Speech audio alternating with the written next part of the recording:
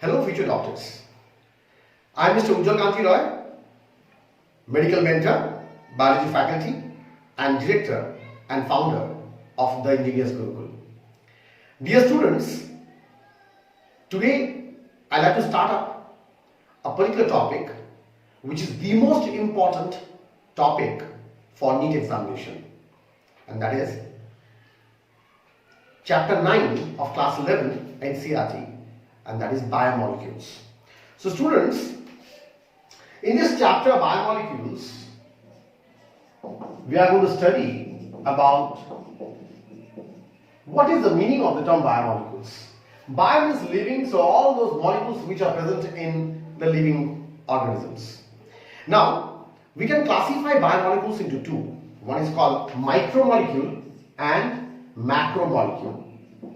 Micromolecules are those molecules which are having less than 1000 molecular weight, 1000 Dalton.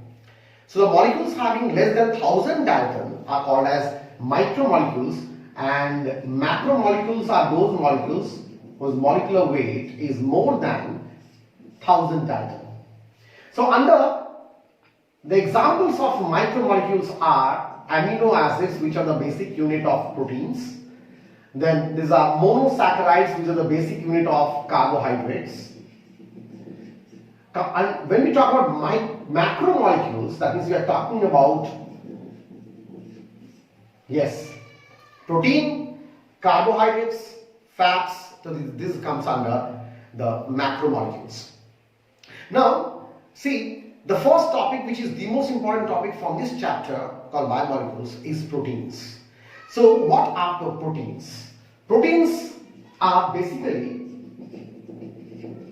they are defined as the polypeptide chain of amino acids.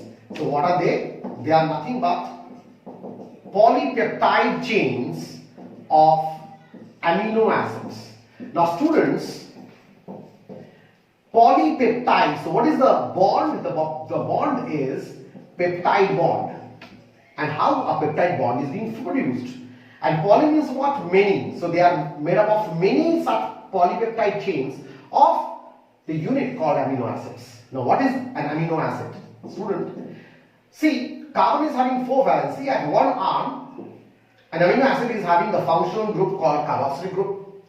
In other arm, it's having amino group, an H2 group. In other arm, it is having alkyl group. So it's an alkyl group. And other arm, it is having hydrogen. So this is the basic structure of an amino acid. Now, students, which one is the variable unit? The variable unit is alkyl group. So we can replace this R with either hydrogen. If you can replace the R with hydrogen, it becomes the simplest most amino acid called glycine. If the R is replaced by methyl group, CH3 group, we can call it as alanine. If the alkyl group R is replaced by CH2OH group, which is also an example of an alcoholic amino acid called serine. So these are the variable units. So on the basis of the different types of alkyl group, we can classify the amino acids into 20 different types of amino acids. We are going to talk later about how can we classify amino acids. So let us find out how the peptide bond is being formed. So let's rewrite alanine, glycine over here, which is having the alkyl group as H. So we can write this as NH2CH2 over here, hydrogen. So this makes what? Glycine. And then we can say we have taken this, the second amino acid as alanine. So CH3 group. This is NH2. So we can write this as NH2 like this.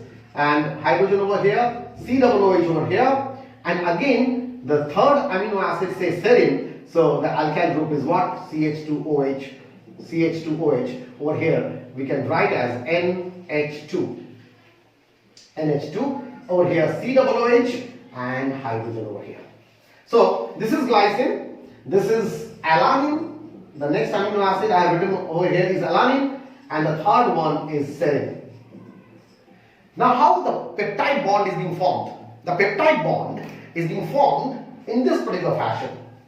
Hydrogen from here, from this amino group goes off, and OH from the previous carboxylic group goes off in the form of water.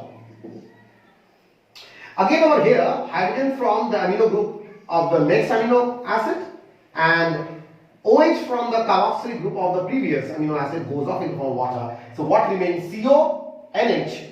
CONH is nothing but the peptide bond. CONH is nothing but the peptide bond. So protein is a macromolecule which is made up of different types of amino acids, and there can be number of polypeptide chains in a particular protein. So this is how the peptide bond is being formed. The students who first discovered this particular term called protein, it was Berzelius and Mulder. So the name of the scientist is Berzelius and Mulder, who discovered the protein. Now, the smallest protein is adrenocorticotrophic hormone, ACTH. So what is the smallest amino acid? It is ACTH, adrenocorticotrophic hormone, which is having 39 amino acids, and the molecular weight is 4,500 Dalton. 4,500, and it's very, very less. So this is the smallest most protein.